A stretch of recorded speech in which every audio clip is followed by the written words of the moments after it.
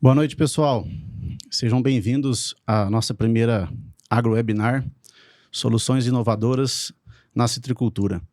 Meu nome é Paulo Roberto, eu sou engenheiro agrônomo, sou coordenador técnico de vendas responsável da área de Estado de São Paulo e Sul de Minas Gerais pela Verte Agrotecnologia.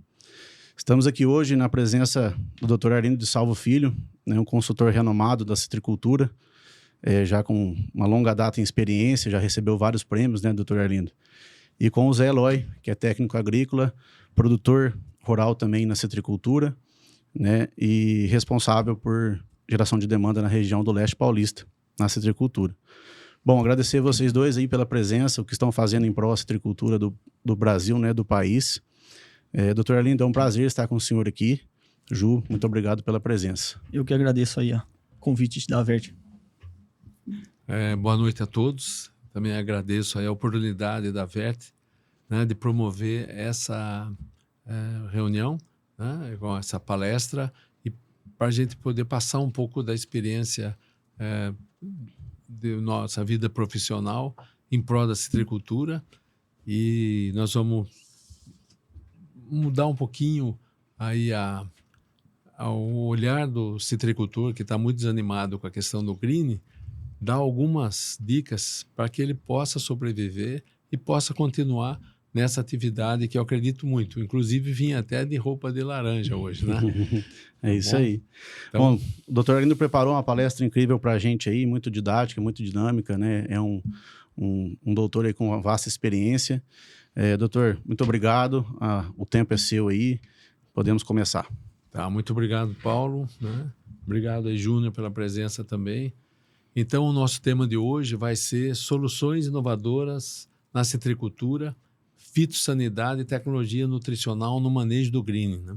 Que hoje a principal foco hoje do produtor é essa terrível doença, né?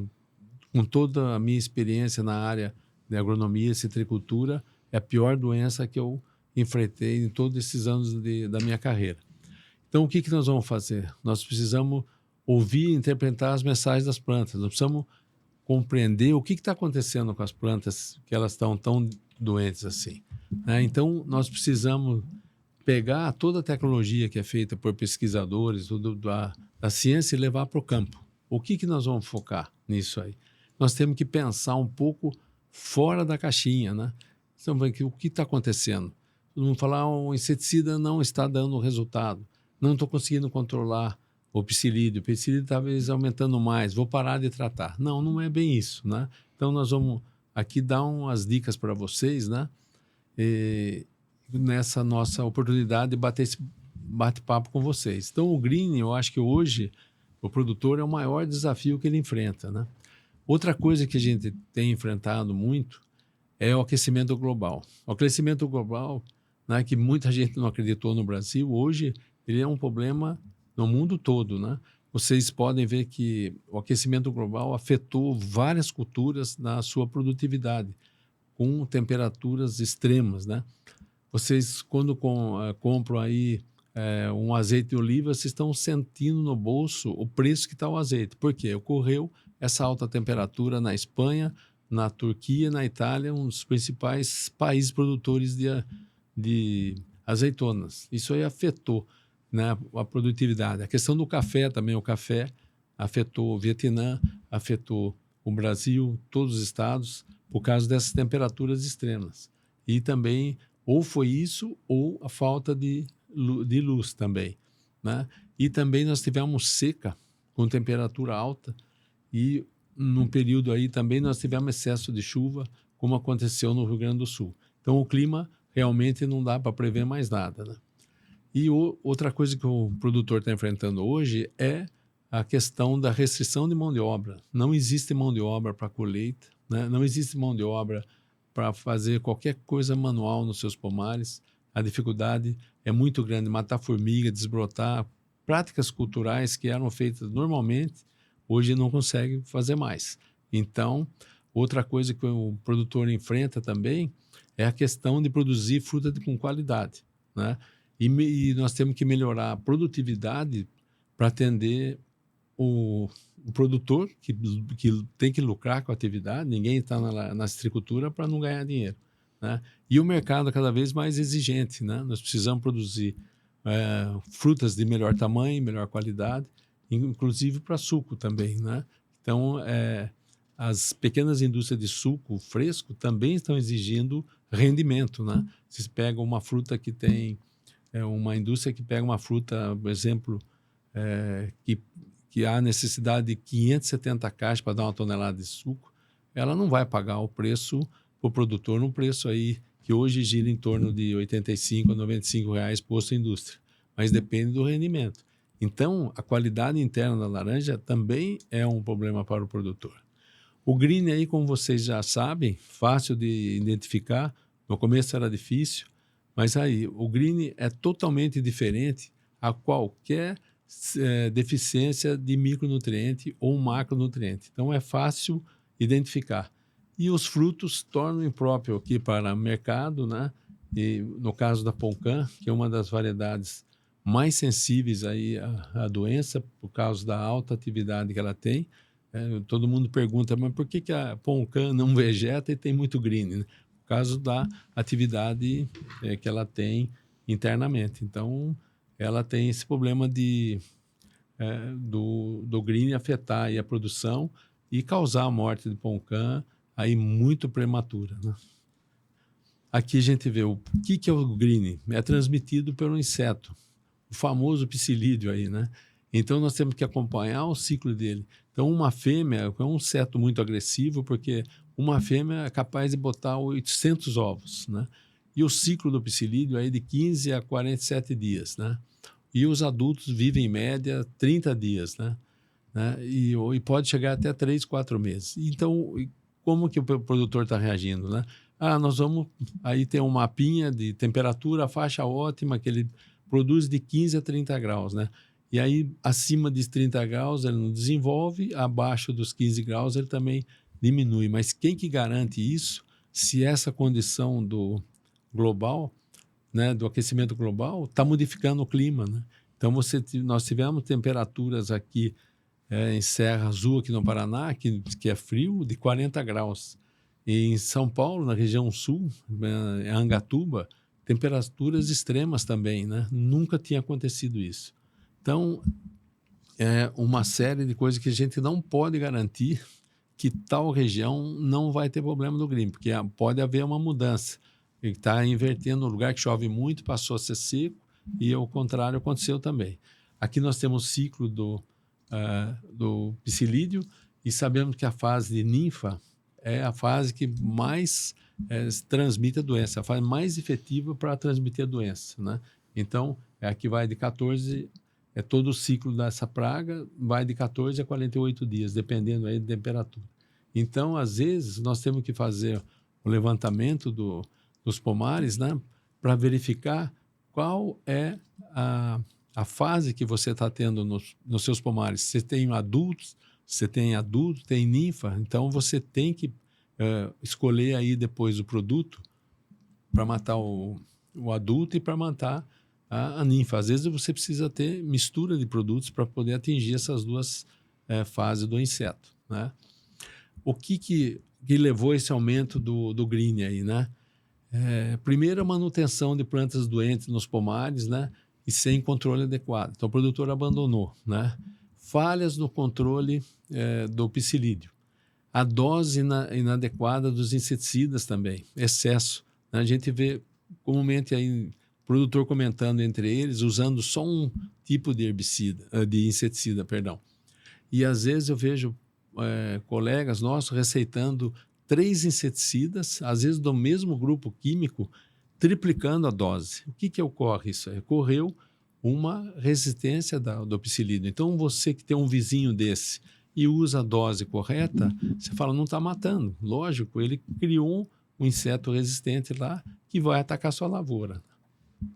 E também o intervalo longo de aplicação dos produtos durante o fluxo de vegetativo.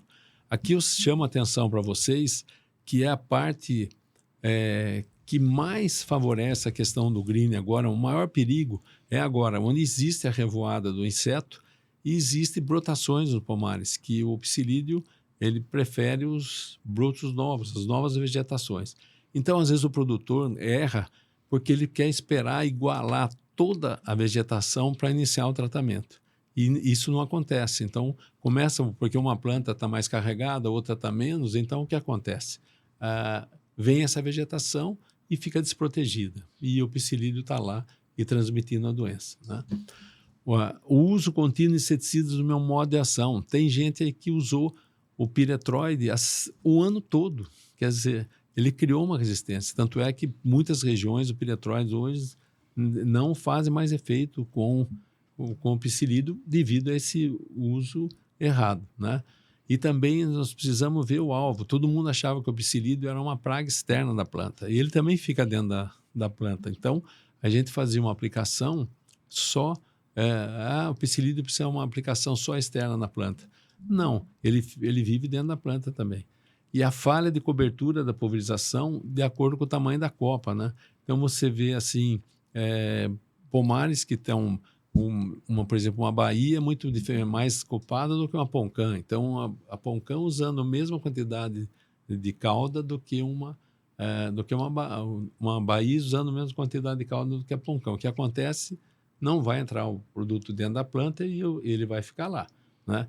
E a uniformidade da copa. Às vezes nós temos que usar a mão das podadeiras mecânicas, né, para uniformizar o tamanho das plantas, que um ramo que escapa acima da copa, e com certeza esse ramo vai ter o psilídeo, né? Vai ficar o psilídeo. Então, e outra coisa que a gente nota também, o ano passado, em novembro, alta população de psilídeo que vieram, uma revoada, que a gente monitorou através de armadilhas numa região de São Paulo, onde nós pegamos 10 mil psilídeos. Cada semana pegava de 2.000 a 3.000 psilídeos numa armadilha.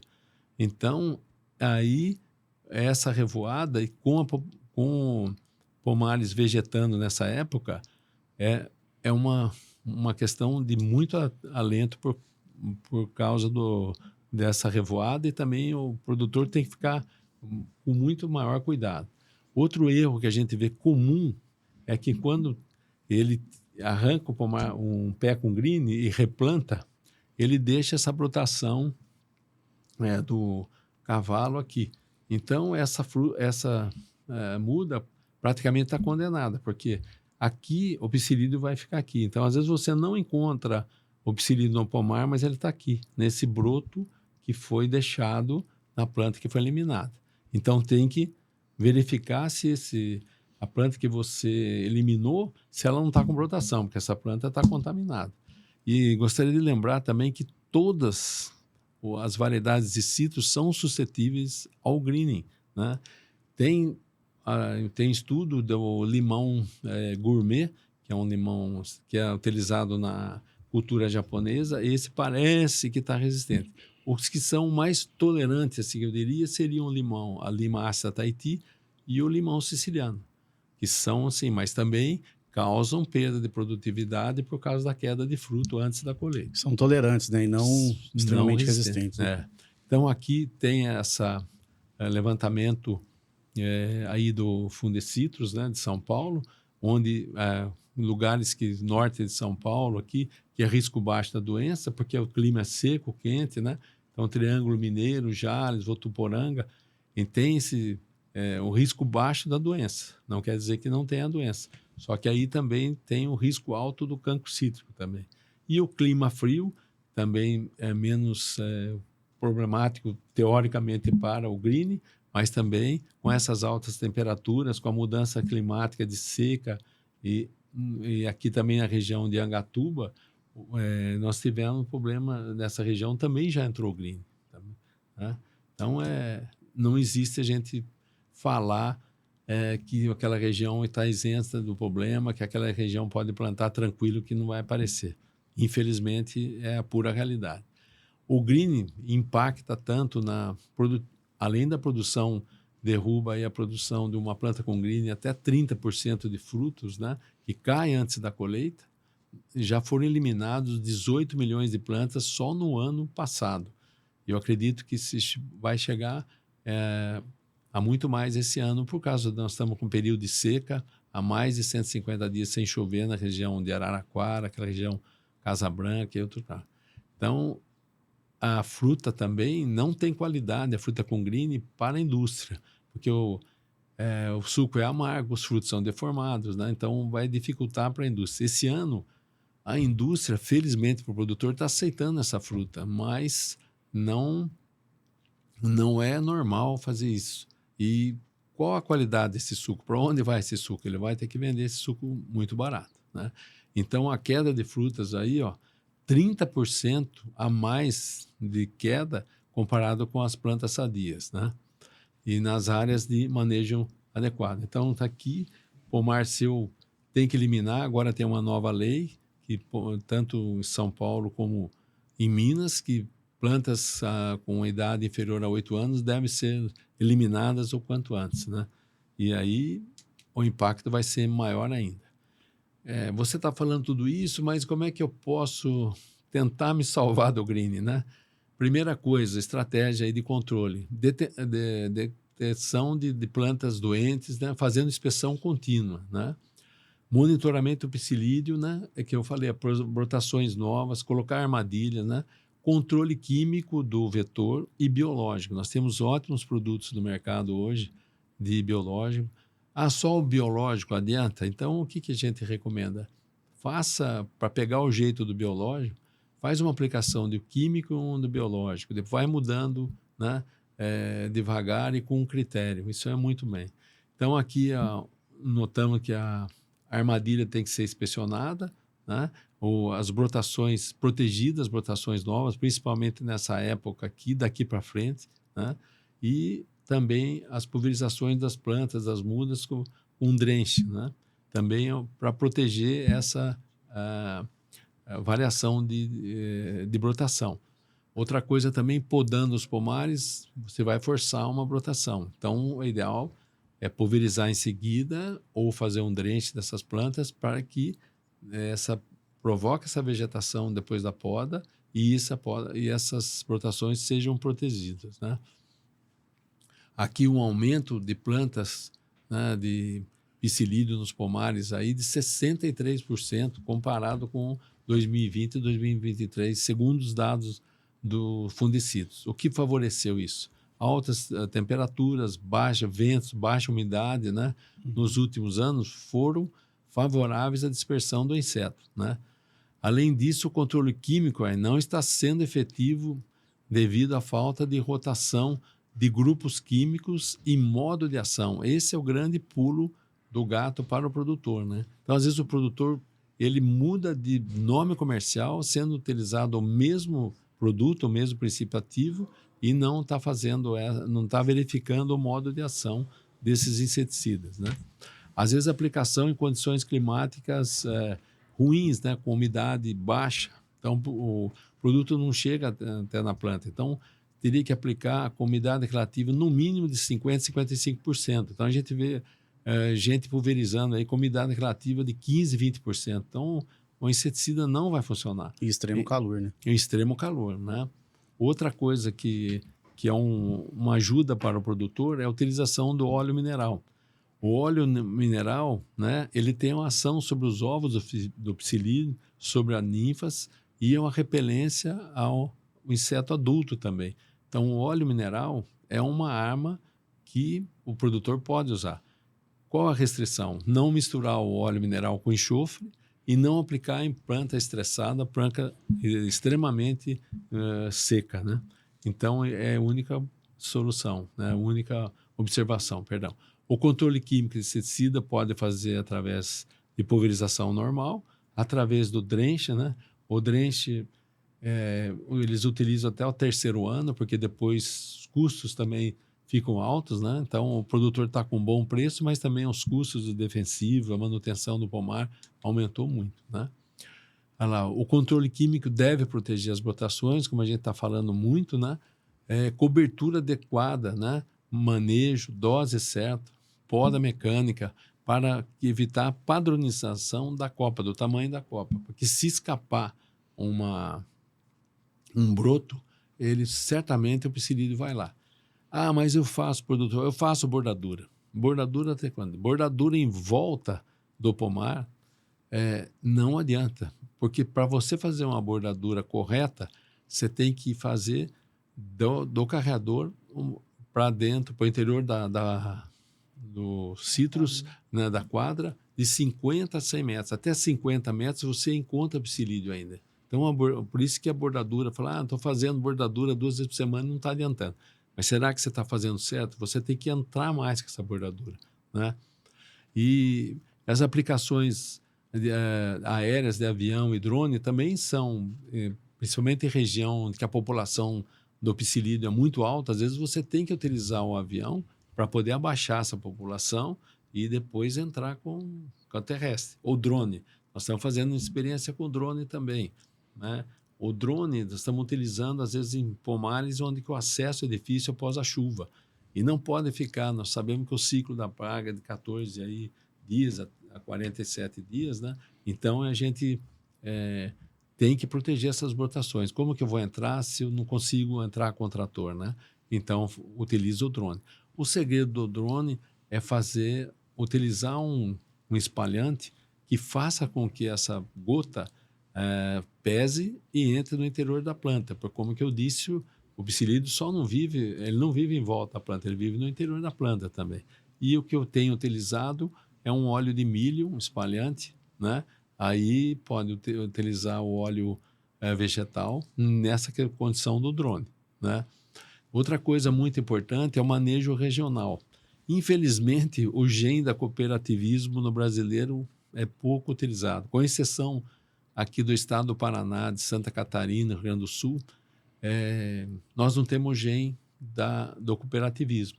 A gente poderia fazer esse manejo regional, então em campanha sugerir lá para fazer aplicação regional na primeira semana do mês e na terceira semana do mês, todo mundo junto. Mas o pessoal não aderiu a isso aí. Isso é uma maneira de reduzir a população do psilídeo, todo mundo fazendo junto. Isso funciona, só que ninguém faz, né? E a gente tem que...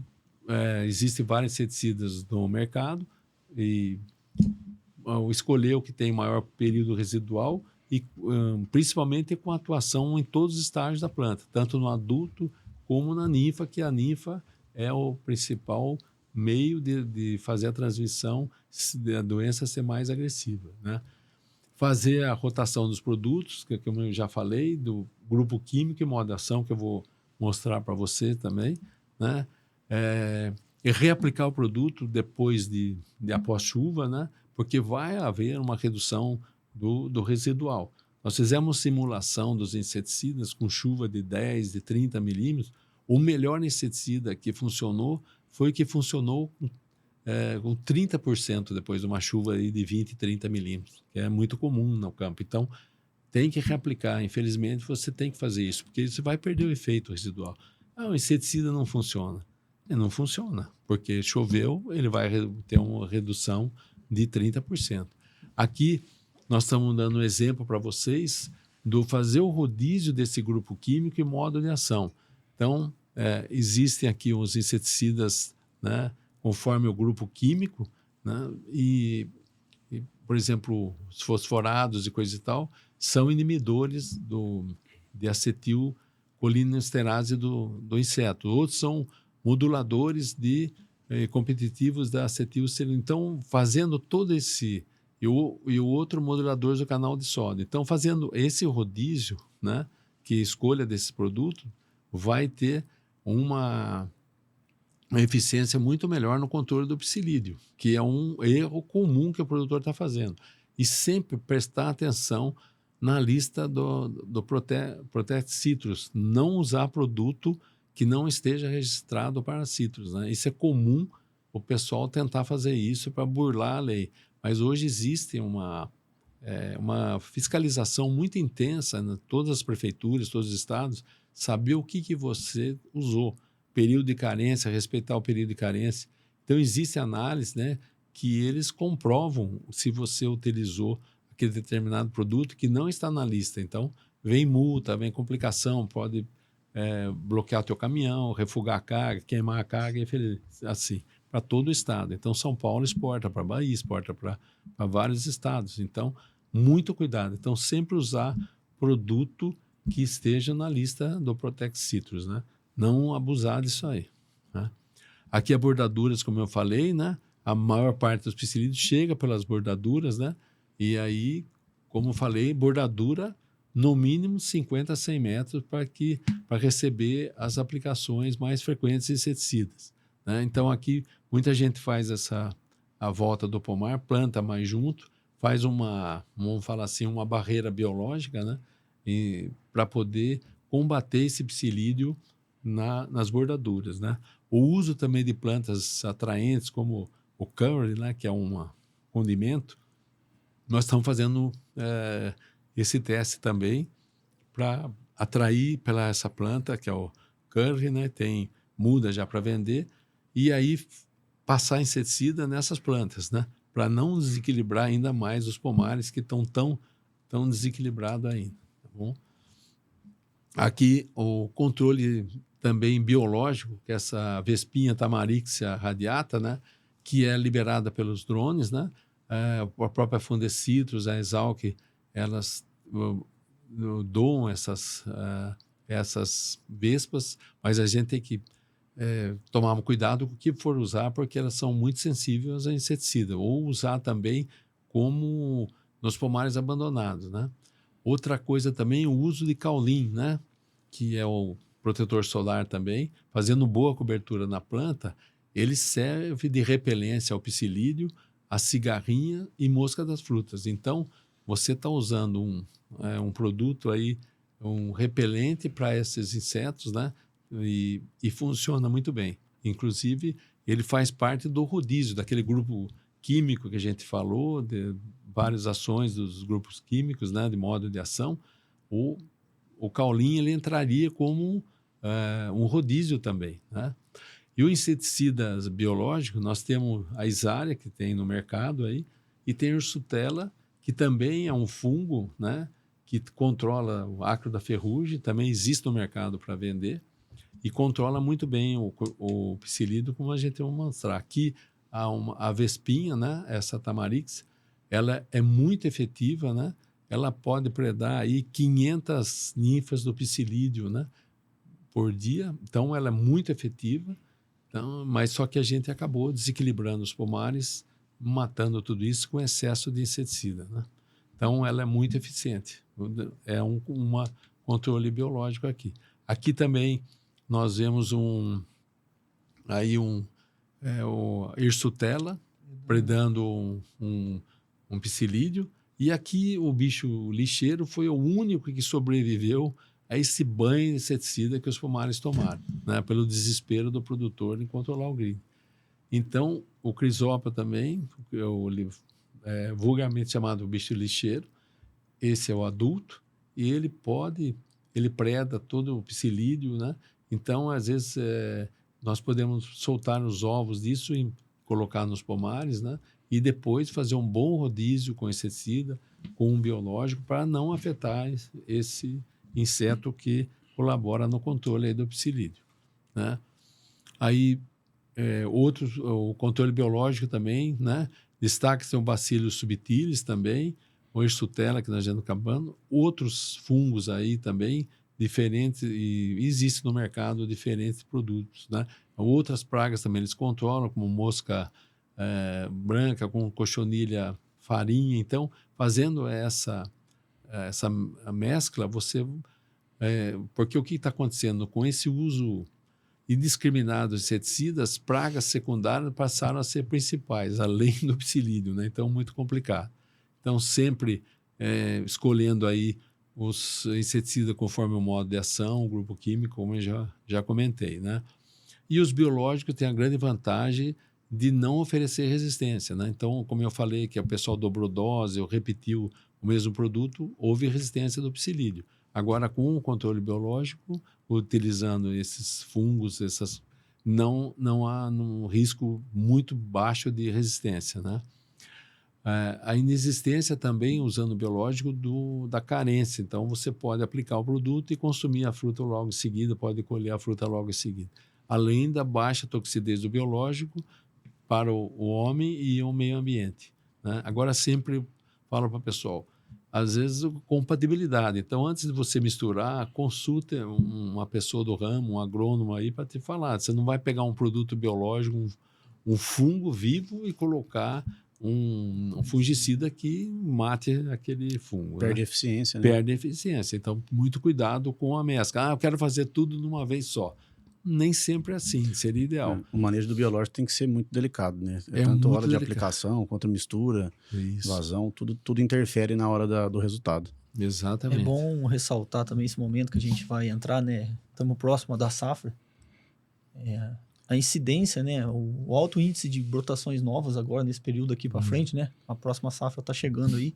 Isso. Então, acho que redobrar a atenção nos manejos, né, de fitossanitário em relação aos grupos químicos, né? Uhum. E os manejos com alternância com os biológicos. Acho que, acredito eu, que vai ser uma solução bem diferenciada por manejo aí, para a gente conseguir passar essa, vamos dizer assim, essa fase difícil que a gente está passando. Então, acho que bom lembrar o momento agora aí da pré-florada, florada, Isso. né? Porque o psilídeo vai vir com força. Então, vamos redobrar a atenção no manejo, né? No Dos manejo. grupos químicos que a gente vai usar, né? Exatamente. Então, o biológico, se tiver baixa umidade, coisa e tal, ele é um vivo, então um fungo. Então, o que o fungo precisa? Calor e umidade, né? Então, se a planta está murcha, está seca, você não pode aplicar. Umidade baixa, o biológico não funciona. Né? E o biológico vai matando devagar também. Então, às vezes, você chega lá, o cara falou, não funcionou. Aí você pega a lente e mostra para ele, fala, aqui o psilídeo está com o fungo já nas costas, ele parou de se alimentar, né? Tem produto que é biológico que mexe com a parte do sistema nervoso do inseto. O inseto está ali, mas ele está completamente desorientado. Ele não vai mais picar, ele não vai mais transmitir a doença. Então, o produtor quer aplicar e quer ver o bicho cair na hora. Não é bem assim com o biológico. Então, precisa, como você falou, Júnior, a gente prestar atenção nisso. Então, a gente vê muito essa produção, né, de biofarm hoje, né, da produção de produtos biológicos. O que eu recomendo isso para o produtor, é bom fazer isso, vai baixar seu custo? Sim, vai baixar seu custo. Só que você tem que ter um acompanhamento. Saber se dentro daquele fungo que você preparou, o que está efetivo, o que realmente está vivo, que realmente vai funcionar. Então, o que acontece? Se houver contaminação, não vai funcionar. Aí vai falar, não, o biológico não funciona. Não funciona porque ele... Agora, outra dica também do biológico. O biológico você tem que aplicar e reaplicar depois de 12 a 14 dias depois. Tem que fazer a segunda aplicação. Porque a primeira você faz, depois tem que repetir, porque você tem que molhar bem o inseto para o inseto se contaminar, né? Então, às vezes, o cara faz uma e não funciona e vai avaliar depois de 2, 3 dias. Não, tem que avaliar depois de 2 aplicações. É o mesmo caso da aplicação do químico, né? Não é uma aplicação e dose dobrada que vai resolver. É um manejo, né? É um trato cultural contínuo que vai trazer a solução. Perfeito, Paulo. Então, outra coisa, nós falamos em alta produtividade porque é necessário, pelos custos que nós estamos enfrentando, né? Existe uma citricultura antes do green e depois do green. Então, aqui a gente está querendo falar para o produtor também que não existe milagre de um produto só, né? A produtividade está ligada à nutrição, ao bom manejo da irrigação. Quem puder ter irrigação também vai diminuir o estresse. Quanto mais estresse, mais o greening aumenta nos pomares. O espaçamento, né? A poda de tratos culturais e o controle de pragas e doenças. Então, tudo isso está envolvido na produtividade. Então, se alguém falar, olha, o meu produto é milagroso, você passa ele que você não vai usar mais nada. Então, por favor, não caiam nessa, você está cansado de ver isso. E como a citricultura hoje está em alta, vai aparecer milhares de produtos milagrosos. Então, o produtor precisa ter consciência disso, né? Que nada é milagroso, é tudo interligado. Se você não faz um tratamento fitossanitário bem feito, você vai ter problemas seríssimos, por exemplo, de outras doenças que afetam a qualidade da fruta e que também, por exemplo, o caso da verrugose. Não controlou a verrugose. O que acontece? Vai ter verrugose na fruta.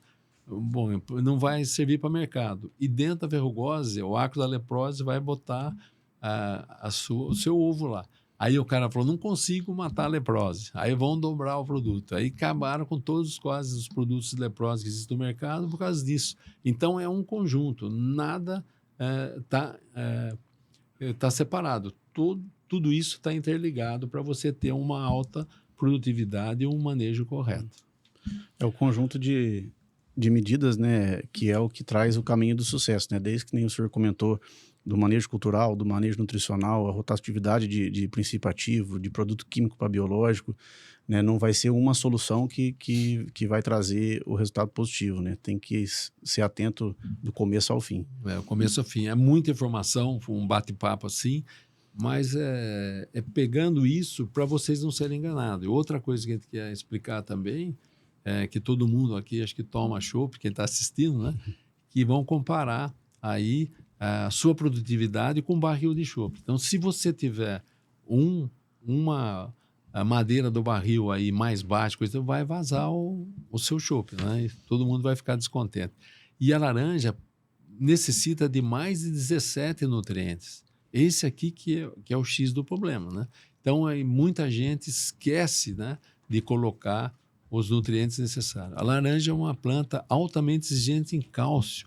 Então, uma pessoa chega a aplicar 2 vezes por semana um inseticida e não faz uma aplicação de cálcio por mês. E o cálcio é essencial para a laranja, como a gente vai ver, né? A laranja é uma fruta, uma planta calcítica, ela necessita de cálcio, né?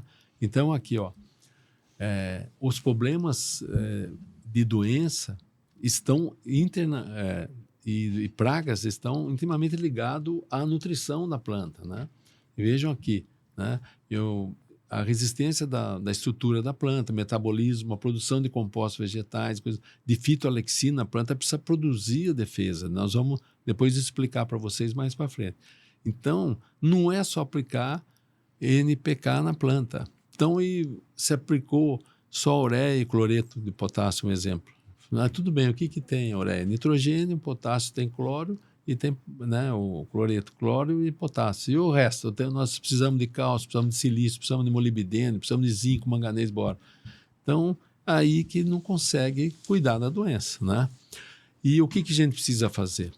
Primeiro, identificar e prevenir as deficiências nutricionais. Quando você enxerga essa deficiência no pomar, aqui tem um exemplo, né, de todas as deficiências, ó, cálcio, boro, cobre, deficiência de zinco, potássio, né, fósforo, enxofre, né, manganês, nitrogênio, molibdênio, ninguém aplica molibdênio nos pomares, né, manganês, né, o pessoal esquece de colocar manganês, vão ver a importância do manganês, magnésio, que aumenta a fotossíntese da planta, todo um elemento que a gente precisa.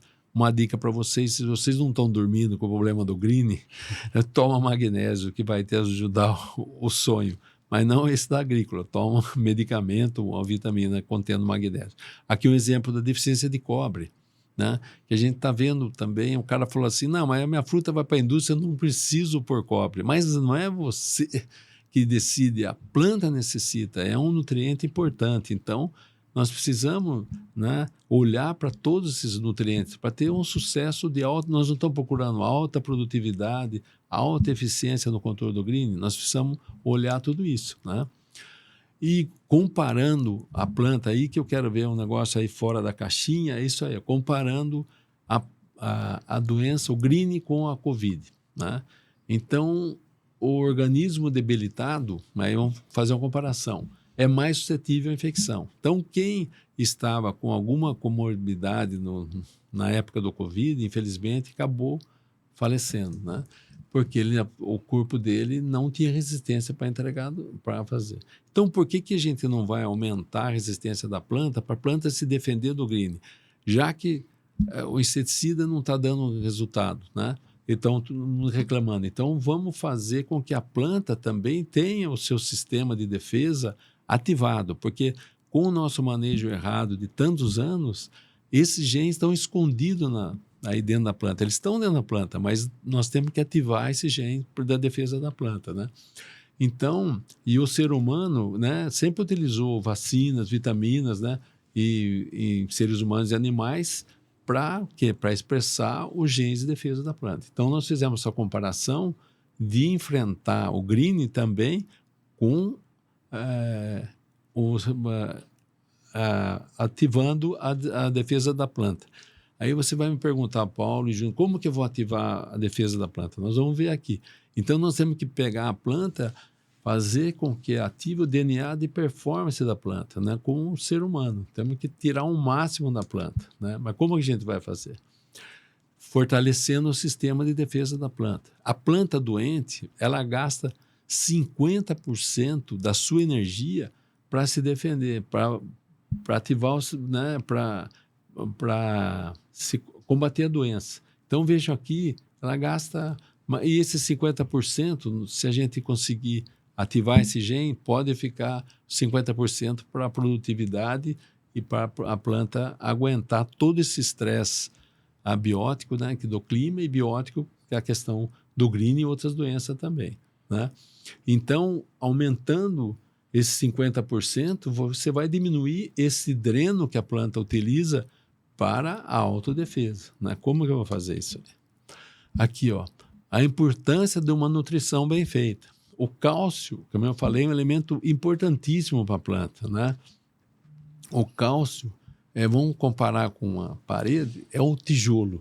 E o silício é o cimento, né? Então, a gente tem que fazer isso, ó, né? É uma planta mal nutrida, ou pela falta ou pelo excesso, ela vai ter um desequilíbrio de nutrientes, você vai perder a produtividade, como mostrei naquele barril, né? Que a tábua está mais baixa, você está com deficiência de fósforo, deficiência de cálcio, a sua produtividade vai escorrer por ali, né? E a planta precisa de aminoácido, açúcar, né? Para que se a planta está assim, ela vai produzir mais aminoácido e açúcar que serve de alimento para os insetos e ácaros, né? Então, se você tem uma planta desequilibrada, você vai ter muito mais alimento, aminoácido livre, né? Que serve de alimento para a praga. Como que você vai combater? Você não vai conseguir combater. Então, falar, o produto não funciona. Mas será que não funciona? Por quê? Porque você está com a sua planta desequilibrada. Ela tem mais aí, né, aminoácido livre que serve para alimento da praga, que no caso nós estamos querendo combater, que é o psilídeo e também os ácaros, por isso que não consegue matar o ácaro da leprosa. Não sei o que está acontecendo no meu pomar, isso que a gente usa. A gente escuta muito isso, né? O silício, ele faz uma barreira física e mecânica, né? Então, ele dificulta a alimentação dos insetos sugadores, mastigadores e larvas minadoras também. Então, é um elemento que a planta precisa.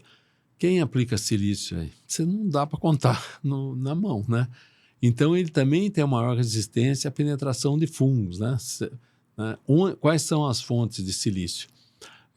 No solo são os termofosfatos, né, que tem silício, né, que nós vamos falar também por que o adubo tem que ser escolhido da sua performance, do que ele tem o adubo, quais os elementos que ele tem, né, para você escolher. Não adianta escolher um adubo mais barato, né? A importância da matéria-prima importância da matéria-prima, né? E na folha, com o silício, vocês precisam comprar, né?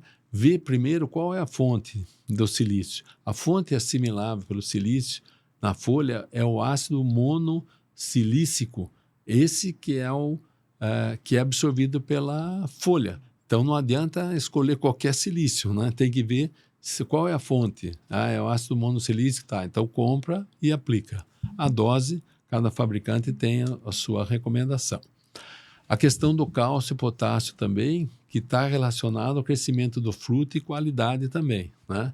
Aqui vejam a deficiência de cálcio, tem a rachadura de fruta, né?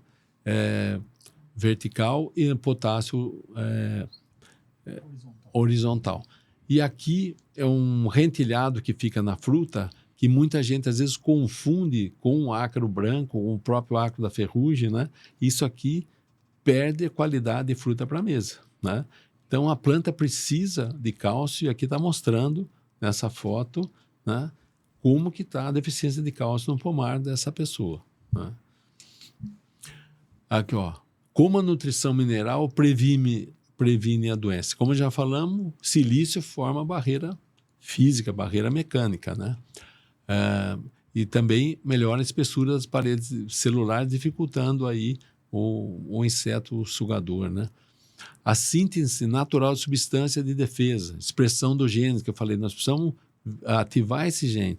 Como que eu vou fazer isso? Com flavonoides, com antioxidantes, fitoalexinas, que são produtos que fazem, que melhoram a defesa da planta, né? Esses produtos nós temos no mercado, né? Você tem hoje uma gama muito grande de produtos para você lançar a mão, né? Então, existe saída. A importância dos micronutrientes também, que eu falei, o pessoal não aplica micronutriente, não acha caro.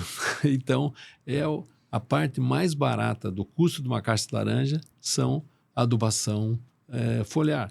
Você vê o manganês, ninguém aplica, ele forma uma barreira física, né? Ele faz a síntese de lignina que limita a entrada de patógeno. A integridade das membranas são o zinco e boro. Evita a exudação de compostos como açúcar e aminoácidos que favorece a proliferação de patógenos. O zinco, cobre e manganês, né? Induz o acúmulo de substância fúngica e bactericida. O Grinium é uma bactéria, né? Então, ele vai auxiliar também o zinco, o cobre, como nutriente, e o manganês também.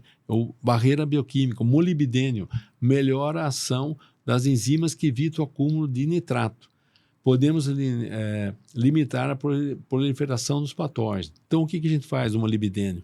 Ele transforma, nós vamos ver, ele transforma aí os aminoácidos livres, que são alimentos da praga, em proteína. Então, fazendo esse processo mais rápido, vamos falar assim, não sobra alimento para a praga. Então, quando a gente aplica algum caricida para o controle da leprose, coloca molibdênio junto, né? E isso dá um resultado fantástico, né? Então, fazendo isso, a gente aplica uma vez por ano um controle de leprose. Tem fazenda que faz a cada 90 dias e fala que não funciona. Não funciona porque existe esse desequilíbrio. E outros também ajudam com o magnésio, o boro, o enxofre, o molibdênio que eu acabei de falar e o níquel. São que aceleram a conversão de fontes de nitrogênio e aminoácido livre para a proteína, que são o alimento essencial para a praga. O que os insetos, fungos e bactérias procuram e comem principalmente são isso aqui, são nitratos, o nitrogênio livre, né? Então, açúcar e aminoácidos. Então, a gente fazendo isso, nós estamos diminuindo o alimento da praga. Aqui mais um exemplo, que é o molibdênio participa dessa enzima, nitrato redutase, né? O níquel também, então a gente utiliza isso aí no manejo com inseticida também, coloca isso aí, para quê? Para que acelerando isso vai ficar com menos alimento livre para a praga. Fornecimento de nutrientes, como eu faço? Via solo, vocês vão poder fazer aí a correção de calagem, gesso agrícola, de acordo com as análises de solo, né? O NPK também, né? Vocês precisam saber escolher também. E compostos orgânicos, ácido úmico, fertilizantes organominerais, né? Então, o que a gente fez? Já começou errado o nosso solo, nós acabamos com todo o fungo do solo. É fácil fazer uma comparação, né? Entre pegar o mar, o rio, tem peixe que vive na superfície, outro no meio, profundidade, e o outro na profundidade. O que nós fizemos? No solo também, o fungo na superfície, no meio, e no fundo nós aramos esse solo, nós reviramos o solo. Então, nós pegamos os fungos que eram de profundidade e jogamos para cima. Então, nós acabamos com a vida do solo. Não existe, né? Aí utilizamos herbicida residual, né? E o que a gente precisa fazer? Aí você já não tem fungo, já não tem nada. Você vai usar produtos que alteram o crescimento do radicular, matam a raiz, eles funcionam como um quelatizante de manganês, de fósforo, alguns herbicidas, né? Não vou falar que é o glifosato, né? Mas a gente tem que manter a sanidade do sistema radicular. Eu brinco, né, quando eu dou a palestra, eu falo, se você encontrar minhoca no seu pomar, é sinal que você já controlou o greening. Então, O solo hoje é muito importante. A adubação do solo, a adubação foliar, uma complementando a outra, nós vamos ter sucesso no controle da doença. Só o foliar não vai resolver, só o solo também não. É o conjunto, colocar todos os nutrientes que nós vimos aí. Um complementa o outro, né? Um complementa o outro. A fitotoxicidade, se correr risco, né, uma muda dessa já está com fitotoxicidade. E a gente vê muito isso em pomares de laranja, que onde lá no ponteiro a gente vê isso, que houve translocação do herbicida. Esse herbicida hormonal transforma todos os hormônios dentro da planta, então a planta se desequilibra toda e aí facilita a ação da praga e doença, né? Adubação orgânica, todo mundo esqueceu da adubação orgânica, né? É muito mais... Qual a época de jogar adubação orgânica? É agora, é mais fácil tudo. Então, o composto de origem animal, vegetal, né? Por que ela vai melhorar? A estrutura física do solo e a estrutura biológica. Que nós temos que refazer o solo na questão da parte de fungos do solo, né? E a fonte de nutrientes e ter vida no solo. Nosso solo não tem vida, né? E, para você ter uma ideia, os fungicidas utilizados, já está proibido há muitos anos, que era o Benlate, o Benomil, ele fica 3 anos no solo. É um fungicida altamente potente, está proibido, mas fica 3 anos para se decompor no solo, né? Então, nós precisamos tomar muito cuidado com isso. Então, como que nós agredimos, né, o solo? Então, eu acho que isso que o senhor comentou até responde uma pergunta do Sérgio Cana, que ele pergunta sobre o uso de orgânico na laranja com idade de em torno de 2 anos. Né, que eu acho que até na foto que estava anterior aí, é um pomar novo. E sobre a estruturação de solo que o senhor disse é de extrema importância. É né? de extrema importância, Sérgio. Aí você falar para mim, quanto devo usar de adubo orgânico? Quanto seu bolso aguentar?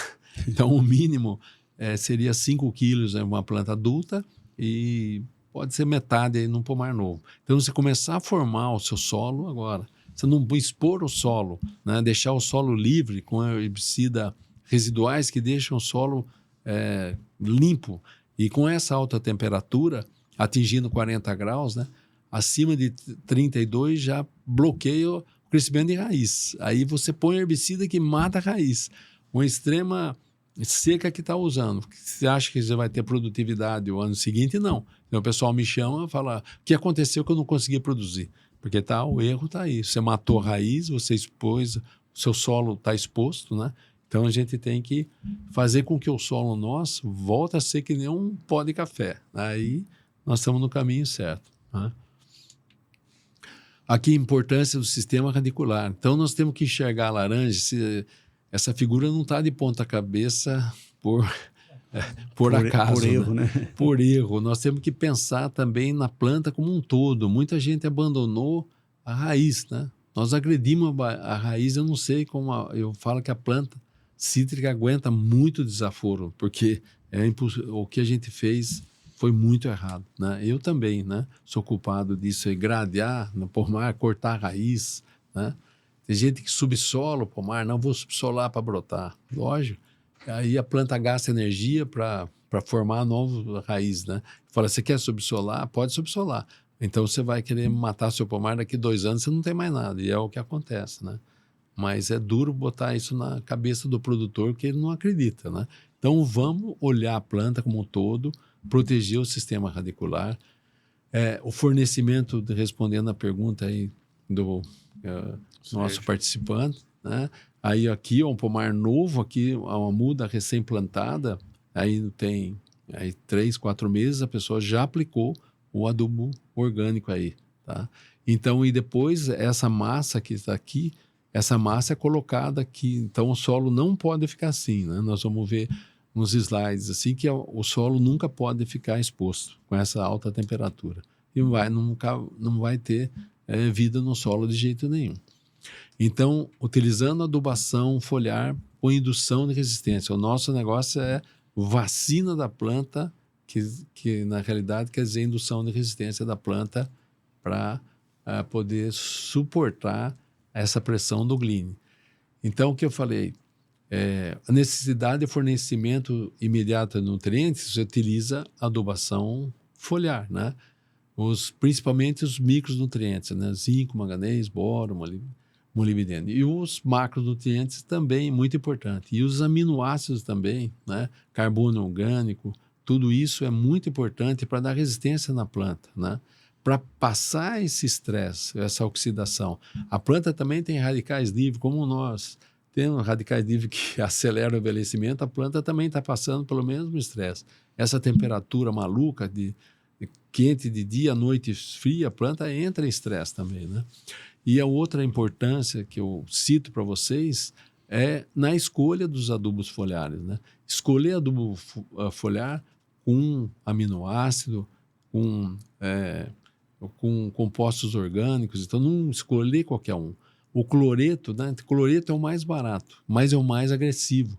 Então o cloro é tóxico para a planta e você usa cloreto de potássio, aí começa a aplicar foliar à base de cloreto, você vai com certeza prejudicar a sua planta. Então, muito cuidado na hora de escolher.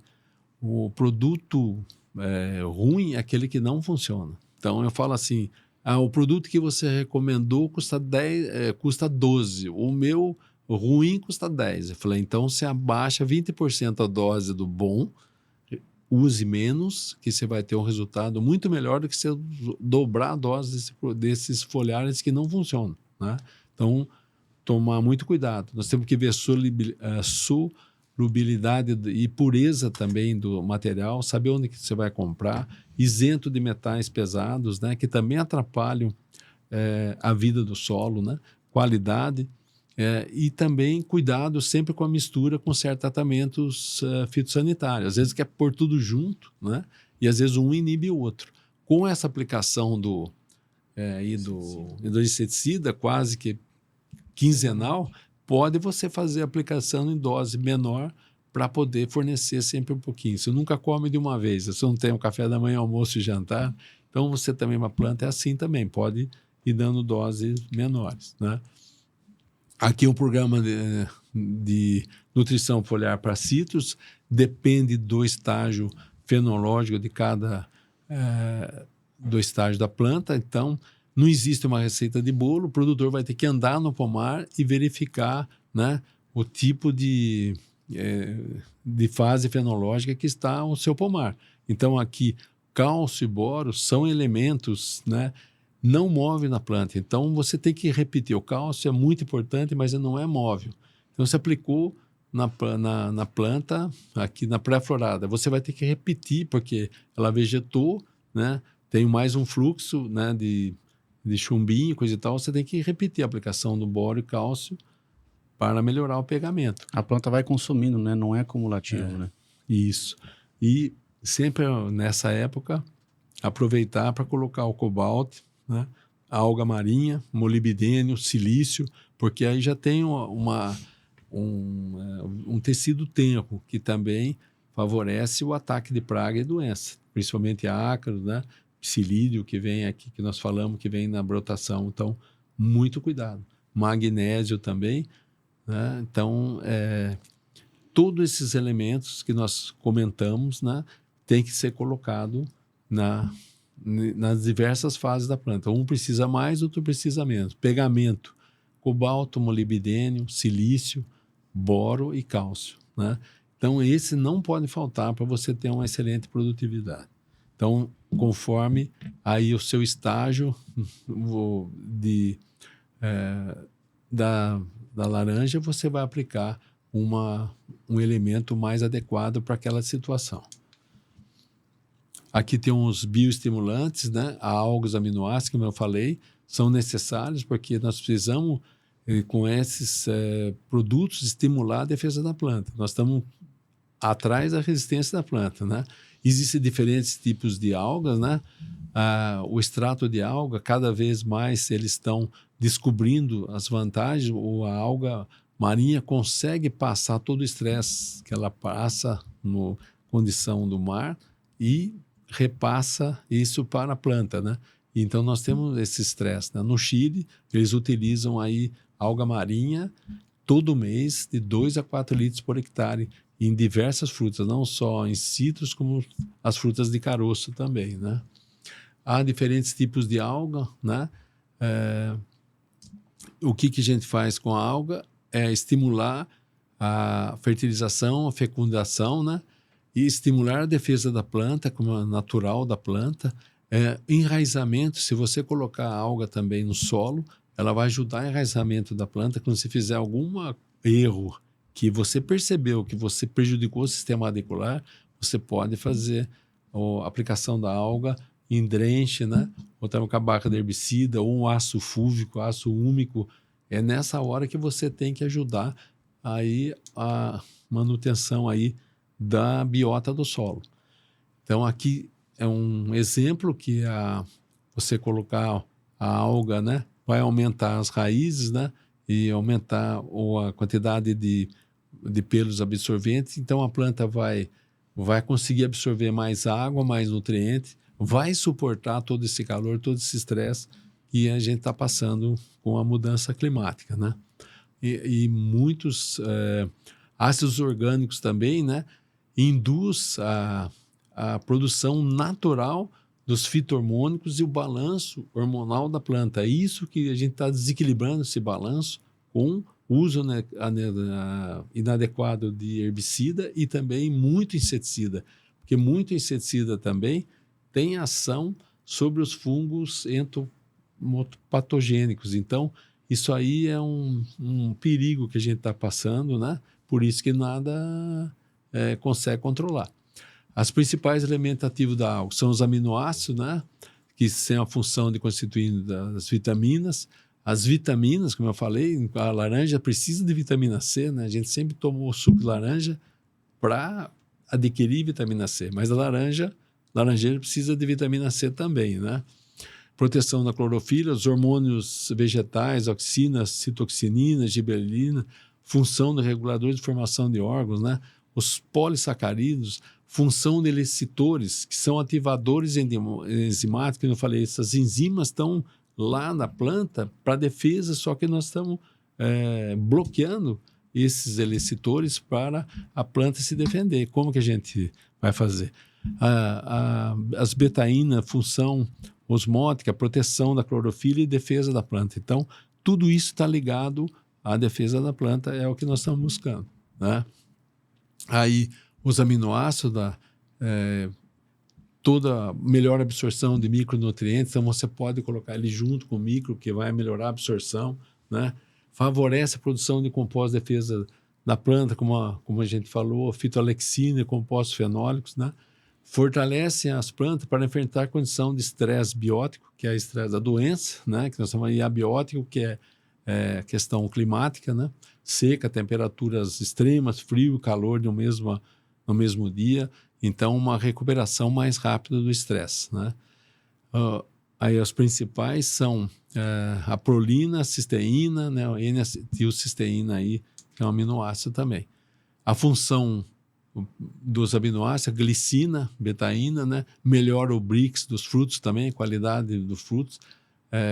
Algumas indústrias pagavam que eu falei, pela rendimento. Então, quando você usando a glicina, você vai melhorar a qualidade do suco, principalmente se vender uma fábrica de suco fresco, né? O cara vai te pagar mais. E as fábricas de suco fresco hoje já mordem mais de 40 milhões de caixas anuais. Então, essas fabriquinhas estão ajudando também ao consumo de suco, né? Potencializa a fotossíntese, né? Resposta ao estresse que a planta está passando, né? Metionina, que é precursor do hormônio, melhora o amadurecimento dos frutos também, né? Prolina, regulador osmótico, né? Não deixa a planta entrar naquele estresse para pegamento e florada, é muito bom porque ela regula a entrada de água na célula.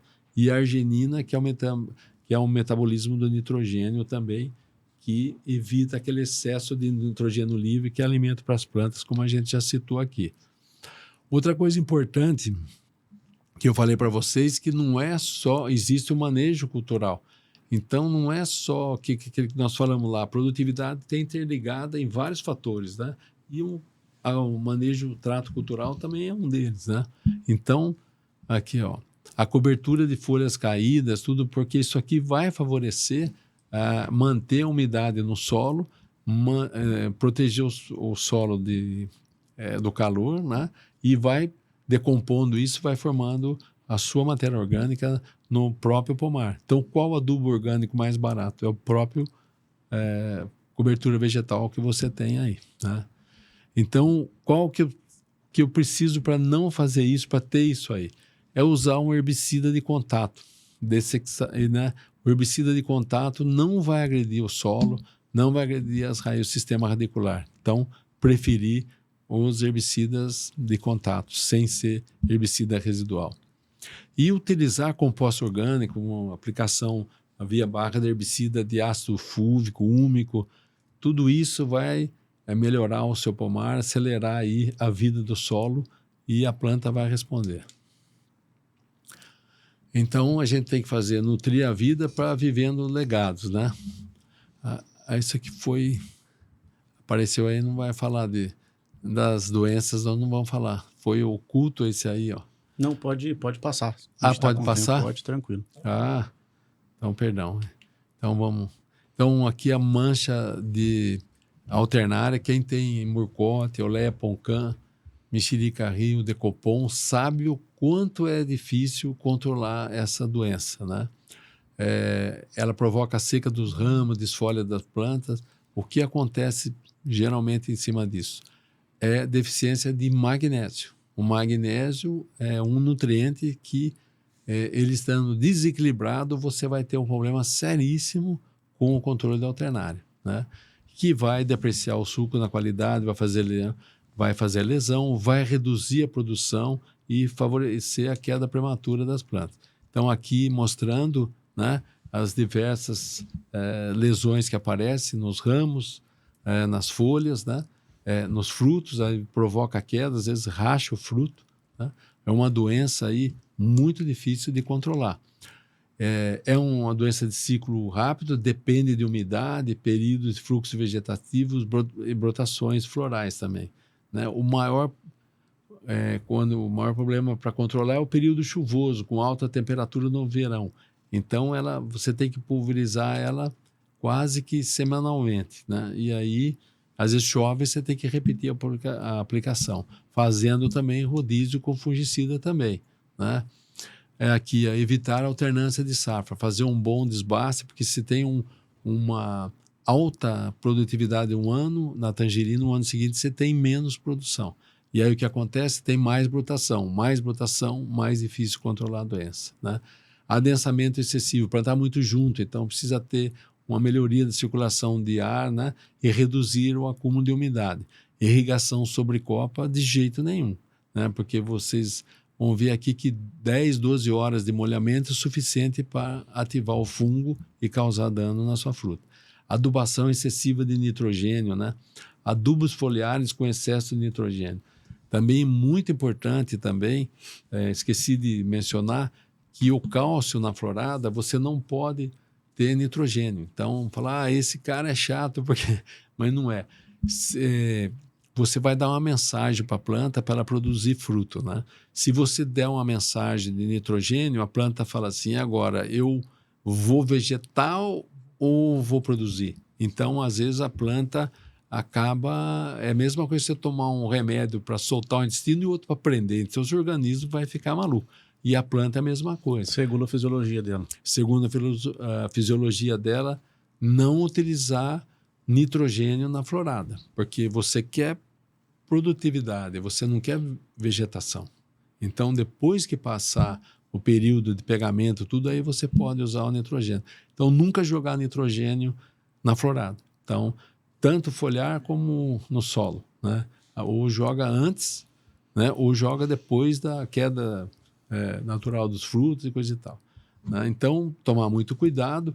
Também que às vezes se é necessário fazer uma poda drástica na poncã, favorece novas vegetações e aí a doença fica mais difícil de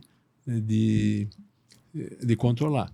Aí também para controlar, usar fosfito, aminoácido, algas marinhas para induzir resistência da planta à doença, né? Cuidado, aqui no caso, o pessoal usava carbendazim, que aí era um desastre, né? Plantio de cultivar resistentes, nós já temos alguns cultivares resistentes de morcote alternária, não a pinta preta, então se a pessoa está com material resistente alternário, não pode descuidar da pinta preta, né? Tá bom? O manejo de plantas daninhas com roçadeira ecológica, né? Herbicida de contato para destruir essas folhas que caem, tem uma desfolha muito grande quando a doença é muito grave, né? Parece que passou, que a formiga comeu todo o seu pomar, né? E fazer um desbaste tardio de frutos verdes. Porque se fizer um desbaste muito cedo, você vai provocar brotação justamente no período de maior chuva, né? E esse desbaste pode ser manual ou químico, né? Aqui os fungicidas que agem também, como os inseticidas que eu falei, diversos modos de ação, né? Também você tem que fazer rotação desses produtos também. Nunca aplicar, por exemplo, um sistêmico, né, um fungicida sistêmico sem um contato, no caso o cobre, por exemplo, né? O cobre sempre acompanha As aplicações do fungicida. a aplicação de fungicida, né? E para alternar, o cobre é um excelente controle. E cuidado com a escolha do cobre também no final do ciclo, porque ele pode causar uma fita, umas manchas na morcote que pode inviabilizar para o mercado interno, né? Aqui o tratamento da alternária, ele vai depender, intervalo de aplicação de 7 a 14 dias. Depende da brotação, depende do clima, de chuva, tudo isso, umidade. Então, ela tem que fazer aplicação até quase que a colheita, porque a planta está, a fruta e a planta está suscetível em todo o período dela. A estratégia de autorresistência, né? Nós temos que procurar monitoramento de linhagem resistente, né? Fazer esse manejo integrado, que eu falei, de todas as opções, tratos culturais, irrigação, adubação, adubação foliar, tudo isso. Utilizar a dose registrada, nada de loucura. Nós estamos fazendo loucura e não adianta nada. A alternância de grupos químicos e mecanismos de ação diferentes, como já foi falado aqui. E a utilização de misturas, sempre um protetor, né, um fungicida de contato e um sistêmico. E a frequência de aplicação recomendada de acordo com a sua situação climática, né? Então, aqui as doenças fúngicas, você já começa com o cobre na florada, depois com o tamanho do grão de café também utiliza cobre e óleo. Muitos aplicam só cobre uma vez, e depois chega aqui, aí não aplica esse cobre a segunda vez e tem problema com melanose. Aí já entra melanose, vai ter áspero, vai ter problema de leprose também. Aqui no tamanho aí de uma azeitona, então põe um protetor, né, um fungicida de contato, como pode ser o cobre, e um sistêmico, e mais o óleo mineral. Aí também a fase maior aqui perto de uma bola de ping-pong, também protetor, sempre contato, sistêmico e óleo. E aqui também, no final, aí tamanho de uma bola de bilhar, também sempre protetor, sistêmico e óleo. Então, nunca aplicar o sistêmico sozinho, que aí causa resistência. Já várias regiões do estado de São Paulo já tem produto sistêmico já que não está funcionando por causa de simplesmente não colocar um cobre, por exemplo, como contato.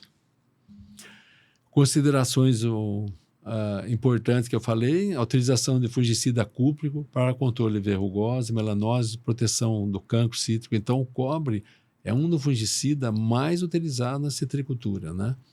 E a taxa inicial de crescimento do fruto é muito rápida. Então, o fruto que está no tamanho de um grão de café, depois de uma semana ele já está no tamanho de um ping-pong. Tudo que ele cresceu ficou sem proteção, né?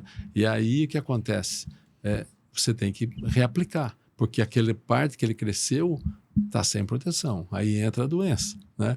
Aplicação sempre conjunta, sistêmico e contato, sempre o sistêmico e contato. E o intervalo de 7 a 14 dias vai depender aí, logicamente, do clima, né?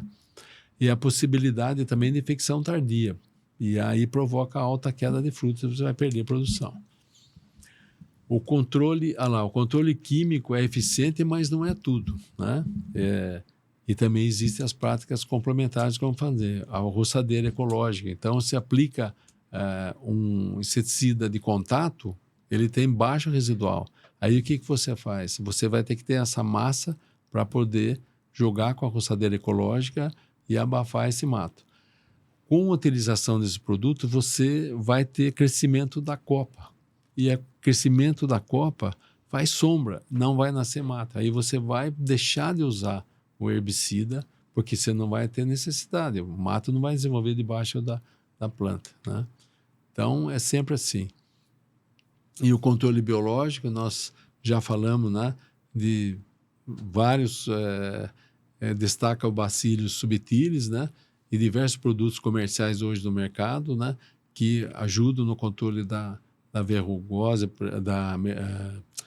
da gomose, perdão, né, e inexistência de carência, baixa toxicidez ao homem e ao meio ambiente também, e compatibilidade. Então, o risco maior do biológico é ter que saber usar, né? Com critério, senão não tem sucesso.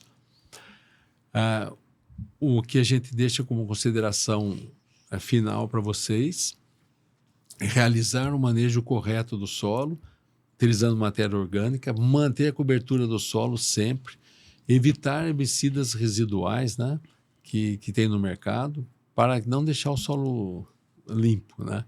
Evitar fertilizantes acidificantes, como ureia e sulfato de amônio, né?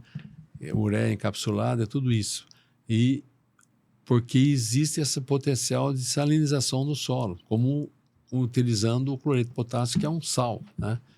Utilizar produtos de indução de higiene, indução de higiene e fisiologia da resistência da planta, né? Como flavonoides, aminoácidos, alga, carbono orgânico, ácido ascórbico, né?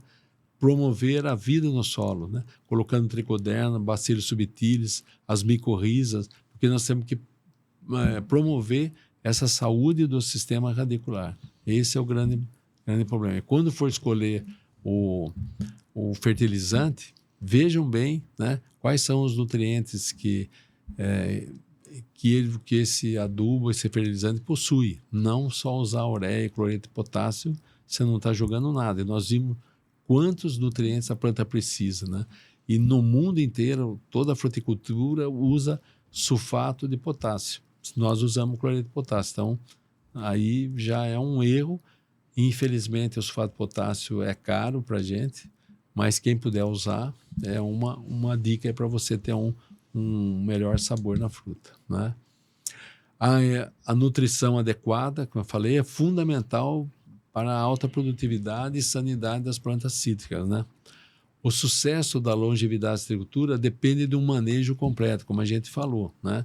E também amenizar o estresse, bióticos e abióticos, com o fortalecimento do sistema de defesa da planta. Então, essa é a mensagem que eu deixo para vocês, que nós precisamos fortalecer e ativar esses genes de defesa da planta, que nós acabamos com a utilização de produtos, a utilização do manejo errado, nós acabamos bloqueando o sistema de defesa, e nós precisamos agora refazer isso aí. E eu acredito que dentro da citricultura vai aparecer uma planta resistente no nosso meio aí, e aí separar essa planta e dessa planta achar uma saída para o green, né? Então, o que a gente precisa é procurar essa alta produtividade fazendo esse manejo correto de pragas e doenças. Maravilha. Doutor, muito obrigado pela conversa, né, até agora. Eu só queria fazer uma consideração antes, né, fazer alguns comentários que acho que vai de encontro com o nosso trabalho, né, com que o pessoal da Vert, o Eloy, a gente vem conduzindo já há mais de 3 anos, né, que é falar um pouco em respeito da nutrição, né, que é um dos manejos mais, dentro de um dos manejos importantes aí para a convivência, tanto com greening e quanto com alguns tipos de doenças, né, que nem o senhor falou, o caso do magnésio para alternária. Só me empresta, por favor, aqui o passador aqui. Aqui tem os meus contatos. Sim. Também. Bom, pensando em todo esse manejo, né, que a gente veio conversando do começo, que é um conjunto de medidas, né, desde o do tratamento químico, biológico, o nutricional, o complemento de nutrição, né, que não só folha e não só chão, um complementa o outro, nenhum substitui ninguém. A Vert Agrotecnologia, né, traz uma tecnologia que é o quelato de glicina, né? Então, o que é o quelato de glicina, né? O quelato de glicina, ele é uma formação, é uma ligação natural de um aminoácido, né, da glicina, que é um aminoácido de baixo peso molecular, né, e de carga negativa. Então, é uma ligação natural do aminoácido glicina com um ou mais nutrientes, né, balanceados em alta concentração. Né? O que esse quelato de glicina traz como benefício para a planta, né? Benefício para a aplicação? O principal é a nutrição de precisão, né? Que a gente traz uma facilidade de reconhecimento pela planta, porque é um aminoácido de extrema essencialidade. A planta precisa fabricar esse aminoácido na fisiologia dela para percutir diversas coisas. E como a gente está colocando isso junto na tecnologia de quelato do nutriente, a hora que cai na folha, a planta tem um fácil reconhecimento, e esse fácil reconhecimento traz a rapidez na absorção. Né? A gente tem estudos aí de que entre 2 a 6 horas já tem a absorção total do que cai na folha. Né? Então, assim, isso cai na folha e já é levado para a via sistema. Então, a nutrição de precisão também consiste na suplementação eficiente, que é levar o nutriente na hora que ele precisa, no lugar que ele precisa. Né? Isso aí ajuda a gente a construir um teto produtivo mais alto. Né? Porque se a gente tem uma deficiência, se essa deficiência já mostrou na planta, já teve um dano econômico.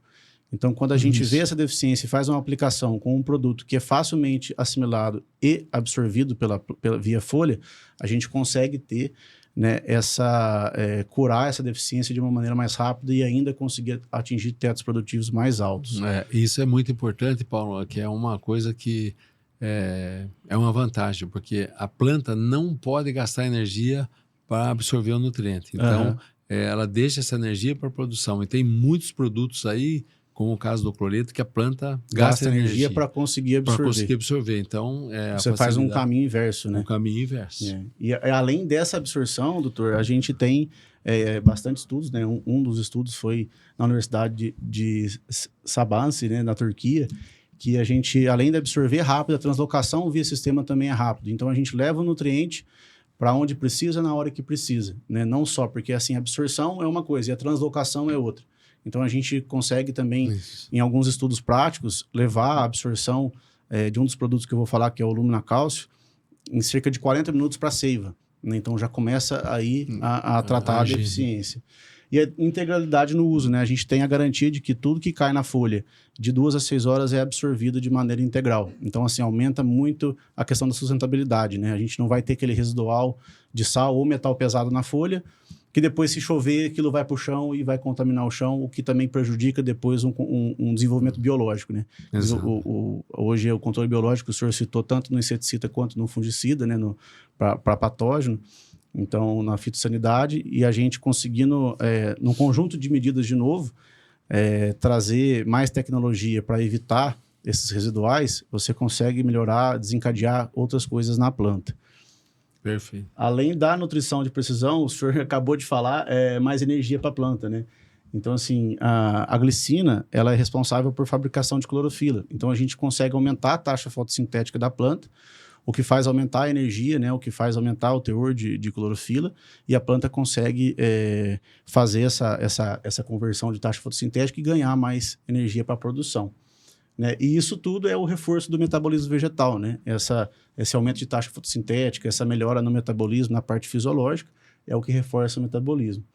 E tolerância ao estresse e resistência à doença, né? O senhor falou na palestra que quando a gente usa aminoácidos que desenvolvem o sistema antioxidante, você aumenta também a indução de resistência que a planta tem. Né? Então, você estimula a planta a se autodefender aí de doenças, pragas e doenças, tanto pragas quanto doenças. Sem gasto energético. Que a gente falou a importância da escolha da fonte do nutriente, né? Evitar aí muitos sais e metais pesados. E, contudo, né, a glicina ela é uma indutora de resistência. Né? Ela percute a glicina betaína também, que vai ajudar na indução de resistência da planta. Então, todo esse processo, além da nutrição, né, dessa tecnologia do quelato de glicina, ela vai trazer esses benefícios e um dos mais importantes que o senhor falou, que também é a indução de resistência de planta. Dentre essa tecnologia, né, a nossa tecnologia consiste hoje inteiramente no quelato de glicina. A gente traz diversas soluções, né? As soluções da linha Zenit, que é uma linha de complexos de nutrientes, né, onde a gente tem 2 ou mais nutrientes em mistura, todos eles com essa fonte de quelato de glicina, livre de sal, livre de metal pesado. E a gente chama atenção muito para o Zenit Impulse, né, que ele é um produto à base de 11% de manganês, 11% de zinco e mais uma concentração alta de glicina, que está quelatando esses nutrientes, né? Então, assim, o manganês e zinco, a gente sabe que ele tem uma importância no avanço vegetativo, né? Então, assim, aquele momento de brotação, que é o que atrai o green, quando você consegue avançar isso de maneira mais rápida, você evita a proliferação do psilídeo, né, que é o inseto vetor, né? E protege. E dentre outros que o senhor falou também, o zinco e o manganês ali na florada, né, para ajudar no pegamento de flor. Então é um produto bem balanceado. Exato, Paulo. E também o amarelo, porque atrai o psilídeo. Com né? certeza. E a deficiência de zinco e manganês deixa a planta amarela. Uhum. Então, você vai atrair muito mais a doença, além de a planta estar debilitada pela falta desse nutriente, como a gente mostrou no barril. Então, essa é uma composição equilibrada, né? Sim. Que vai ajudar muito, porque não tem erro do produtor esquecer do manganês. Com certeza, Outra linha nossa que a gente trabalha, que é a linha Lumina, né, que é a nossa linha de mononutrientes, onde a gente trabalha com apenas um nutriente em alta concentração, com uma alta concentração de glicina também, né? E chamar atenção para 3 produtos que a gente tem um trabalho bem avançado já na citricultura, né, que quando a gente começou na área do Zé Eloy lá 3 anos atrás, ele fez a gente tem muita gratidão, né, porque deixou a área comercial dele para a gente fazer o teste e começar a colher os resultados práticos na região. Foi o Lumina Cuprous, que é o nosso quelato de glicina com cobre, onde a gente tem 24% de cobre, né, que vai ajudar tanto na ação de indução de resistência, né, de formação de lignina, de deixar a planta mais resistente contra o fungo ou a bactéria, como também a eficiência dele no uso ali intercalado com aplicações de fungicida.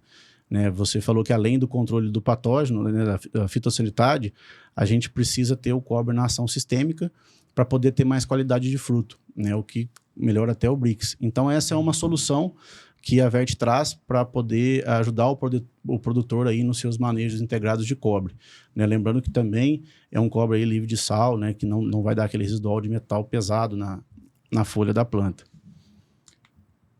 O Lumina Cálcio, como eu comentei, né? O cálcio ele tem uma importância ali desde a florada, acho que até a formação de fruto, né?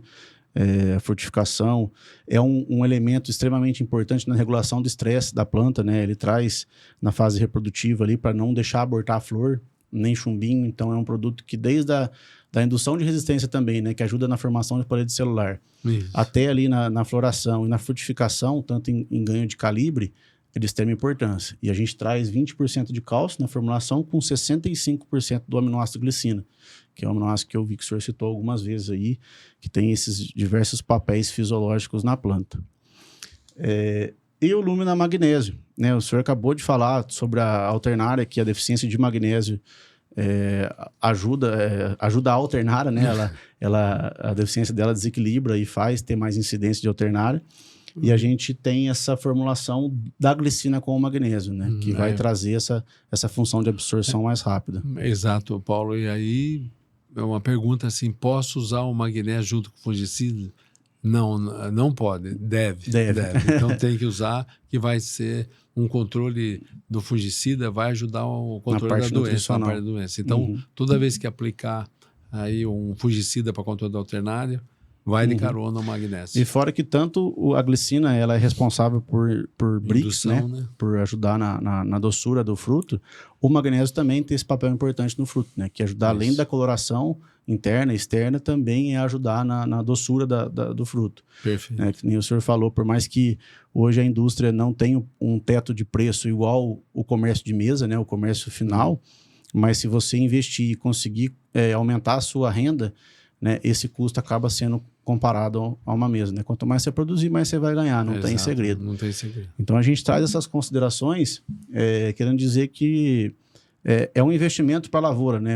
Não adianta a gente vir falar muita coisa bonita e o produtor não pôr dinheiro no bolso, né? Então, a ideia da Vert fazer esse evento, né, da gente trazer essas informações para a citricultura do Brasil, né? A gente tem vários ouvintes aí de diversas partes do país, é poder trazer muita informação técnica que o senhor nos trouxe, desde de todos os manejos, né, até a nutrição de precisão, aí, até a nutrição de tecnologia, com escolha da fonte, né, nutricional mais nobre.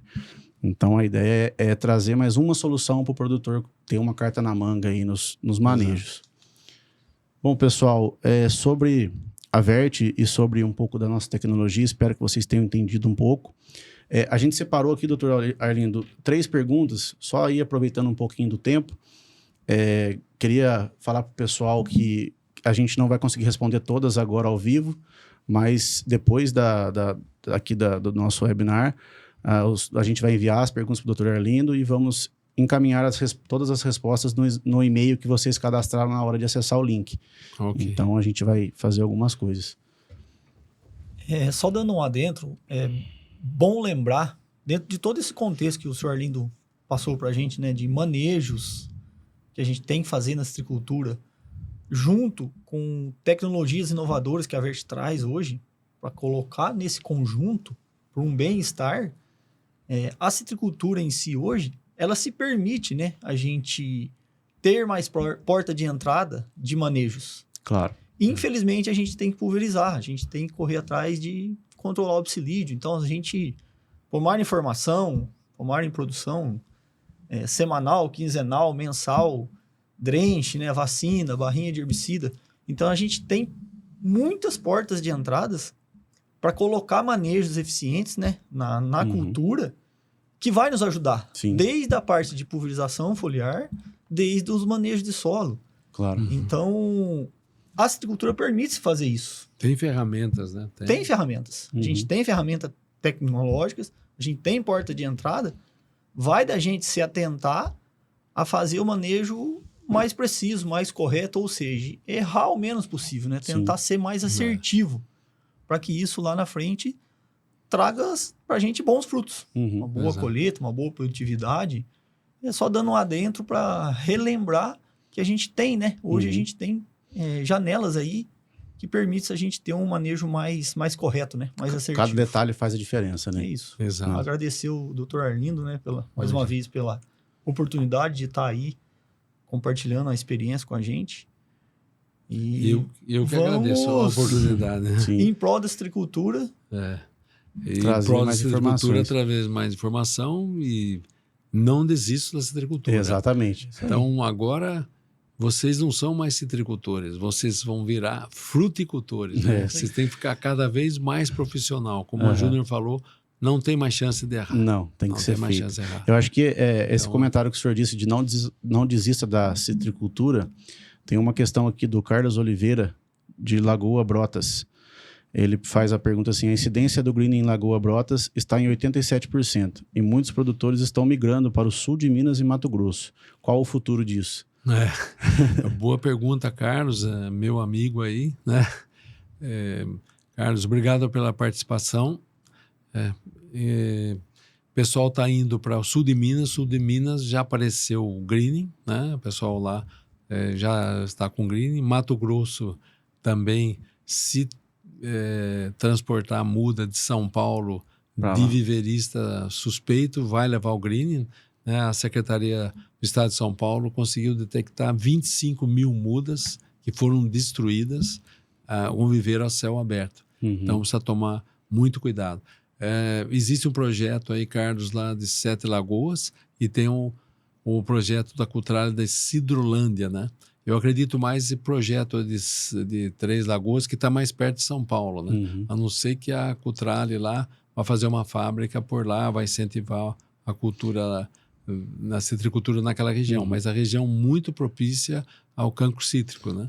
Então, aquela região. Então, assim, as considerações é que se não tomar o cuidado e os conjuntos de medidas necessários, vai virar igual a gente está hoje no estado de São Paulo. Igual ao estado de São Paulo, que Brotas foi aí o furacão da questão do green aí, né?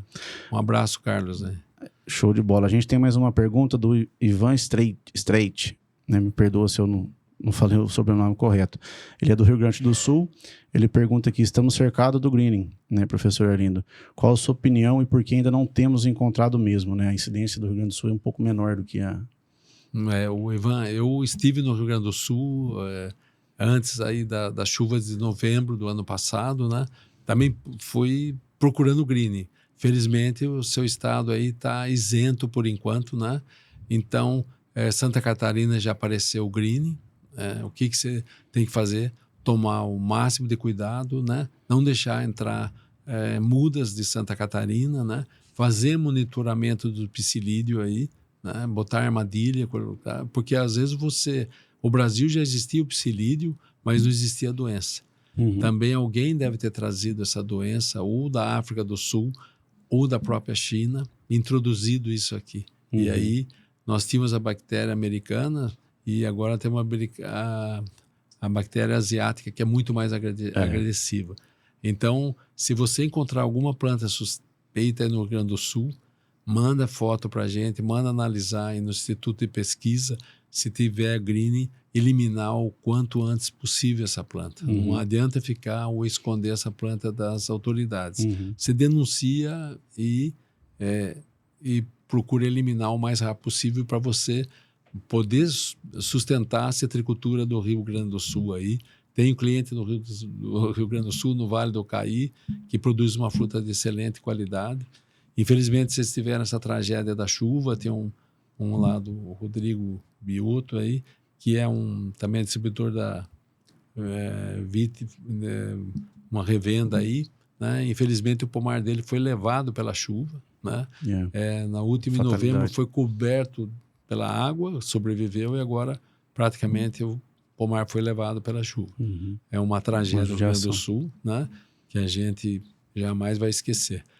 Mas é isso aí, tomar as providências necessárias, não deixar, fazer barreira fitossanitária para não deixar entrar muda de São Paulo, muda de caminhão que vende outras mudas, fiscalizar esses caminhões que vendem mudas de frutífera, ver se não tem muda de laranja, enfim, tomar o máximo cuidado aí, operação para vocês sobreviverem, porque essa doença é terrível, né? Se você comparar com a Flórida, que produzia 10 anos atrás 243 milhões de caixa e não se deu conta do green e hoje produz de 15 a 18 milhões de caixa. Né, menos de 10% da produção total.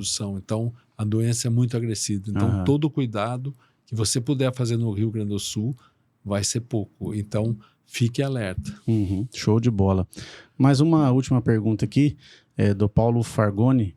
Qual a sua opinião sobre produtos homeopáticos para a repelência do psilídeo? Também como eu citei aqui, o Fargoni, aí, obrigado pela pergunta, também é uma outra ferramenta. Apareceram os voláteis, né, da goiaba, né, que formam com repelente, e nós temos também como repelente o caulim, né? Então eu acredito nesse manejo de repelência, nesse manejo de proteção, nesse manejo biológico, para parar um pouco que esse banho de inseticida. Né, só Paulo? Falei a última, mas tem mais uma aqui.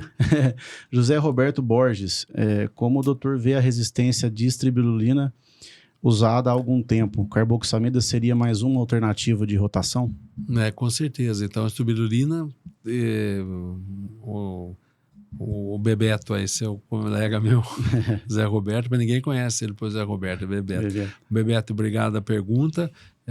Então, o que aconteceu foi usar a distribirulina sem o contato, né? Sem o fungicida. Então, várias regiões do estado de São Paulo estão com problema de falta de resistência, principalmente a pinta preta, né? Então, nós estamos sem opção por causa do uso errado, né? Isso aconteceu com os acaricidos para leprose e muito erro assim contínuo, né?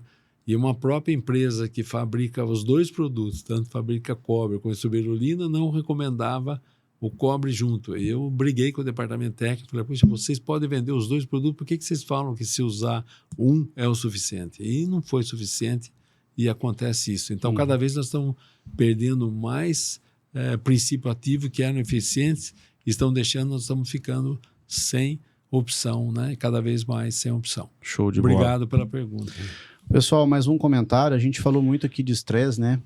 A Vert tem a disponibilidade para vocês de um material, de um e-book gratuito, né? Que eu acredito que vai estar depois aí no nosso Instagram, no nosso site, que a gente vai disponibilizar aí para conhecimento de vocês. É só entrar lá, fazer uma inscrição igual foi feita para acessar o link da palestra e vocês baixam gratuitamente aí um e-book sobre estresse vegetal. Tá joia? Doutor Arlindo, muito obrigado pela participação, pela disponibilidade de tempo. Zé Eloy, muito obrigado pela participação também aí, pelo deslocamento até aqui, tudo que vocês estão ajudando a gente a fazer em prol da citricultura. Né? Obrigado também o pessoal da Vert, da equipe de marketing, que movimentou o mundo aqui para conseguir que esse webinar acontecesse. O sucesso vem aí com o apoio de todos vocês. Tá joia? Nós que agradecemos, né, senhor? Nós que agradecemos a oportunidade de passar um pouco da experiência para evitar muitos erros que eu cometi, que muita gente comete, para que a gente vá se acertando aos poucos, né? Sim. Para poder o produtor acreditar na citricultura. Sobreviver à citricultura. Então, existe aí um mercado, pelo menos por mais 5, 10 anos. Eu acho que não vai terminar mais, né? Uhum. Então, por que desistir da citricultura? Então, tem um mercado de 500 milhões de caixas. Nós estamos produzindo 232, mais com a Flórida 18, dá aí 250, né? Se não falha a matemática. Então, o mercado altamente consumidor. E aqui no Brasil ainda existe um enorme mercado, tanto de suco fresco como fruta fresca. Uhum. Então, pessoal, botar aí a coisa para jambrar, não existe outra questão a não ser dedicação total. Não tem atalho. Não tem atalho.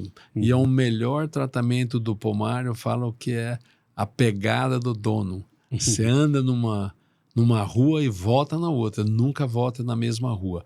Aí nós temos aí várias opções como o Júnior falou, de ferramentas para poder evitar ou diminuir esse dano, ou prolongar a vida das plantas. Uhum. Né? É só usar essas ferramentas, com né? certeza. Com critério e com sabedoria. Então, um abraço a todos, obrigado aí pelas perguntas, obrigado a todo mundo que participou, a equipe de marketing, né?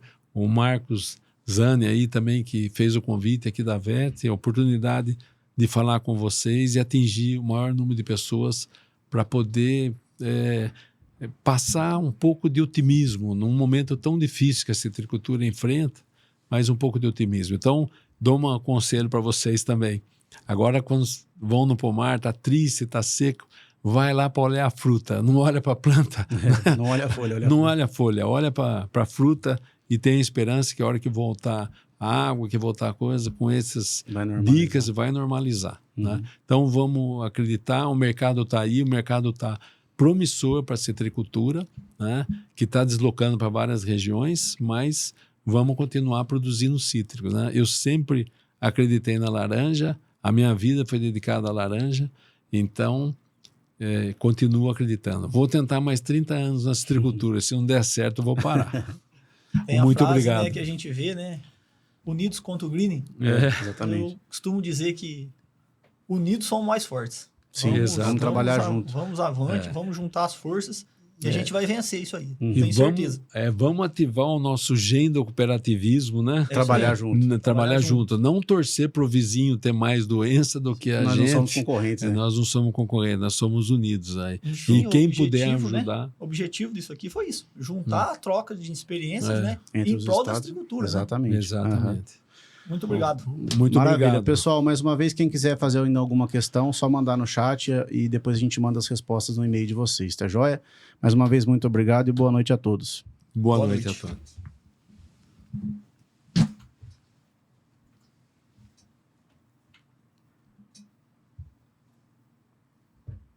Beleza? Beleza? Valeu, obrigado.